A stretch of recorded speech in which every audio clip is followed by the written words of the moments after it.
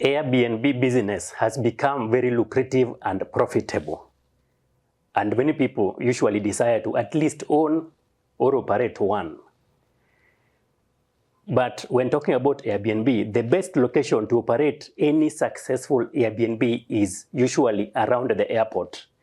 And as a matter of fact, if you are doing Airbnb in Kenya, then the ideal location would be around the Jomo Kenyatta International Airport. So in this video today, we are going to talk about why Airbnb business does so much well around the Jomo Kenyatta International Airport. And I have given very practical and solid reasons, which I'm here to explain. So stay tuned, and I hope you'll enjoy. So one of the reasons as to why Airbnb does well around the airport is the fact that there is constant demand for accommodation, both long-term and temporary, around the airport. And this is because the airport never sleeps. And as you know, the Jomo Kenyatta International Airport is the busiest airport in East Africa. And when we talk about the busiest airport in East Africa, whenever there is any late night arrival, we have passengers who usually seek accommodation around the airport so that they can carry on with the rest of the journey early in the morning. And whenever there is any early departure, then also we have passengers who would seek accommodation as they wait for the flight, because you don't want to miss your flight. But even if, let's say, for example, you miss your flight, you'd rather stay around the airport, you seek accommodation just around, so that you don't miss the next flight.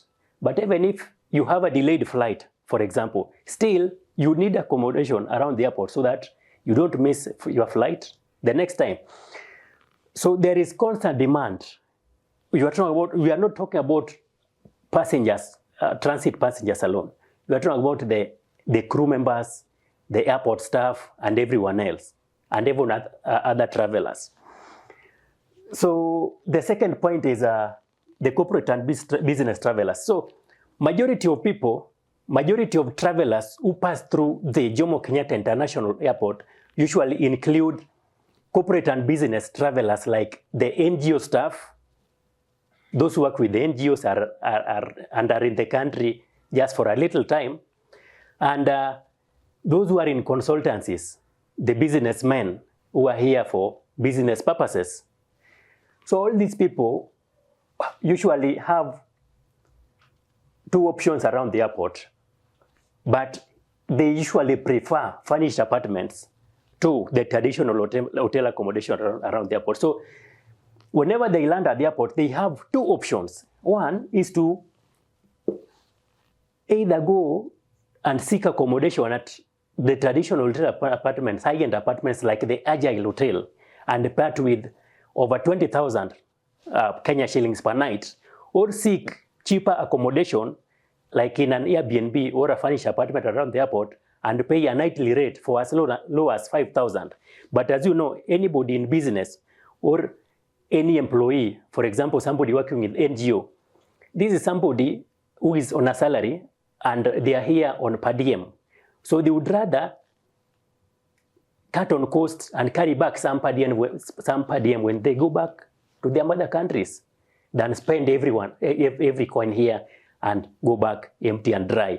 But even if you are in business, let me say you are a consultant who is here just for a while, you would rather go to an Airbnb and pay a lower night rate rather than go to a high-end hotel like Agile or Hilton Garden and pay over 20 or 25,000 per night for 3 months. That would not make any economic sense. Another point, we are talking about more short stays. That would give you better cash flows.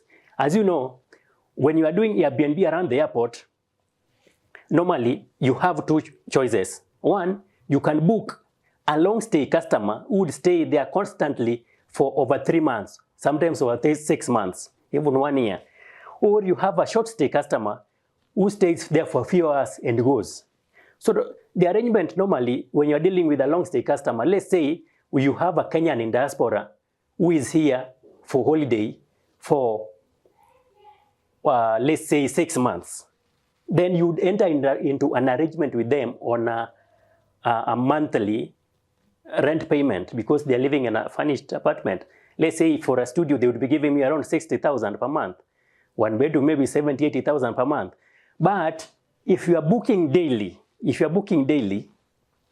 then it means when you are accommodating, for example, a tourist who has traveled for over 14 hours and has just landed and just want somewhere to freshen up before they can carry on with the rest of the journey, they just want to freshen up, take a shower and leave, and they will give you 3,000, 4,000 for that one alone, for 1 hour.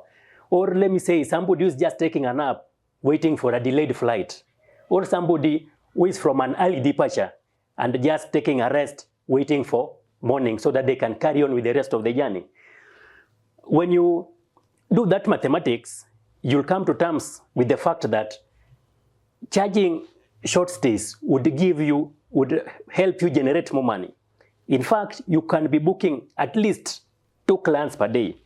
Let's say a tourist takes a shower in the morning and leaves. Let's say somebody takes a nap in the evening and leaves. Or let's say these people usually do meetings here and there, just walks in and does their meeting for 30 minutes or for 1 hour and leaves. Those are 3 bookings in a day, 3,500 times 3.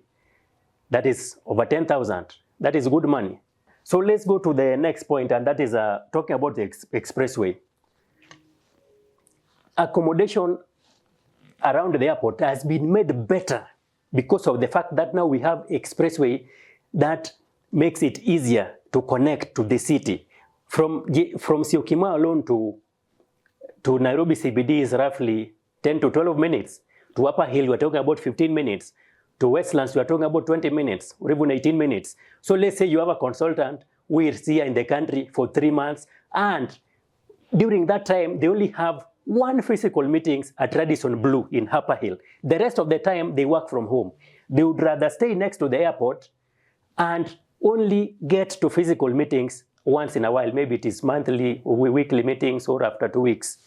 It makes my sense because now from where they stay to Radisson Blu would be easily accessible. Another point you are talking about repeat clients. Around the airport, one of the advantages that you will enjoy when operating an Airbnb around the airport is the fact that you will be getting a lot of repeat bookings here. Means that a client books a unit today, the same client would book the same unit tomorrow. The same clients would book the same unit the next day. Why? Because they are constantly looking for accommodation and they have gotten so much used to a particular unit so that they don't want to look elsewhere for accommodation. So you are talking about, for example, airplane staff who normally travels and like hostess, and once in a while they are there maybe on a monthly or a weekly basis.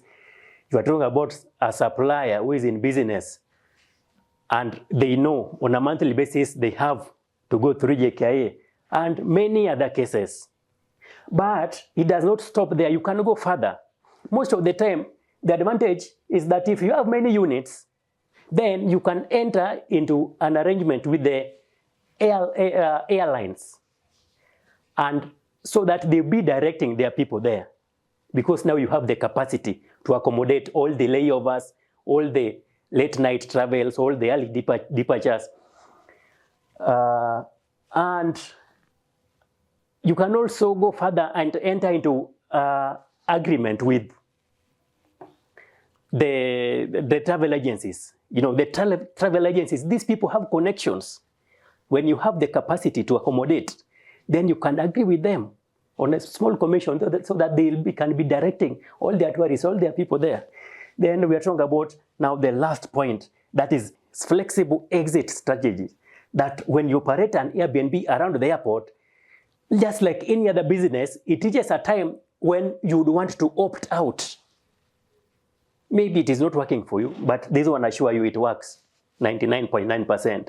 But let me say you just decide to opt out. Maybe you have resorted to go back to up country, do fishing or engage in thorough farming activities, or maybe you want to relocate abroad and you don't need you don't see the need to continue operating the business.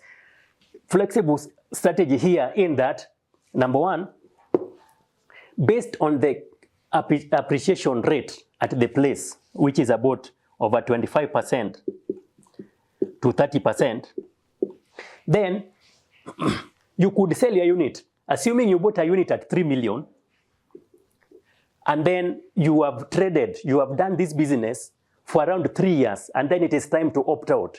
You can dispose the unit at,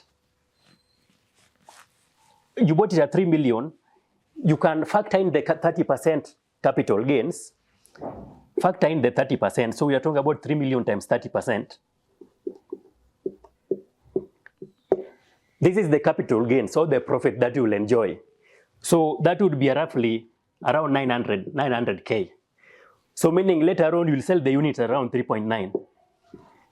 But you know, of course, anybody in business is a negotiator, is a salesperson. You wouldn't start selling your unit from 3.9, you would start from around 4.5. So meaning even when you settle at the selling price, then you'll enjoy very better margins. This is, even in the bonds, it does not happen this way, that you put in 3 million and then enjoy over 30% in profit, such a short time. It never happens. So this is a very good, flexible, and profitable exit strategy. Another strategy is to turn it into rental. So you say, forget about B&B, forget about the idea of a furnished apartment. I want to just do the normal renting. Let the tenant come with their furniture, occupy this unit, and be paying me a constant monthly rent. If it is a studio, you are talking about 30 to 35K per month. If it is one bedroom, you are talking about 40 to 45K per month. If it is a 3-bedroom, you are talking about 55 to 60K. And if it is a 2-bedroom, you are talking about 45 to 50K. That is good rental income, because the bottom line is you will never lack a client, you will never lack a tenant who will be staying in those units. I hope you've learned something today, and thank you for watching.